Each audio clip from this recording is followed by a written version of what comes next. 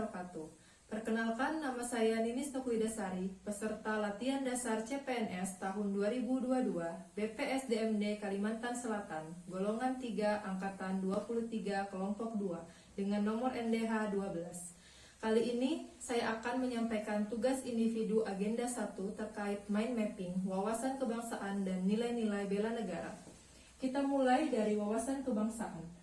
Wawasan kebangsaan adalah cara pandang warga Indonesia dalam mengenali jati diri bangsa Indonesia yang dijadikan landasan dalam bermasyarakat, berbangsa, dan bernegara.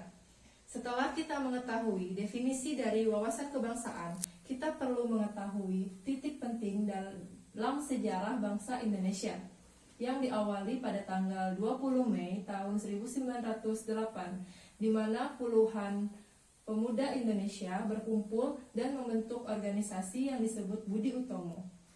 Lahirnya Budi Utomo menjadi tombak awal dari perjuangan rakyat Indonesia dalam menghadapi para penjajah. Pada tanggal ini juga dijadikan sebagai Hari Kebangkitan Nasional.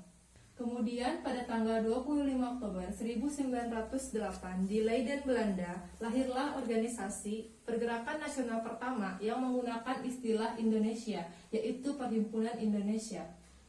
Dengan lahirnya dua organisasi ini menambah semangat juang rakyat Indonesia, khususnya para pemuda. Itu terbukti dengan diadakannya Kongres Pemuda I pada tanggal 30 April 1926, di mana dihadiri oleh seluruh perwakilan pemuda di seluruh Indonesia. Kemudian pada tanggal 28 Oktober 1928 diadakan Kongres Pemuda kedua, di mana dihasilkan Ikrar Sumpah Pemuda. Perlawanan rakyat Indonesia semakin jelas dan nyata dan meluas ke seluruh Nusantara. Hingga pada saat 1 Maret 1945, dalam kondisi kritis, Letnan Jenderal Kumachiki Harada, pimpinan pemerintah penduduk Jepang di Jawa, mengumumkan pembentukan BPUPKI, yaitu Badan Penyelidik Usaha Persiapan Kemerdekaan Indonesia.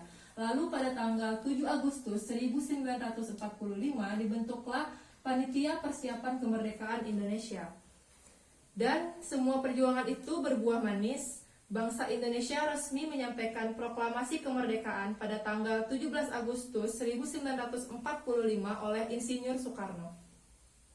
Selanjutnya, kita akan mengenal 4 konsensus dasar dalam berbangsa dan bernegara, yaitu yang pertama NKRI, yang kedua Pancasila, yang ketiga Undang-Undang Dasar 1945, yang keempat Bhinneka Tunggal Ika.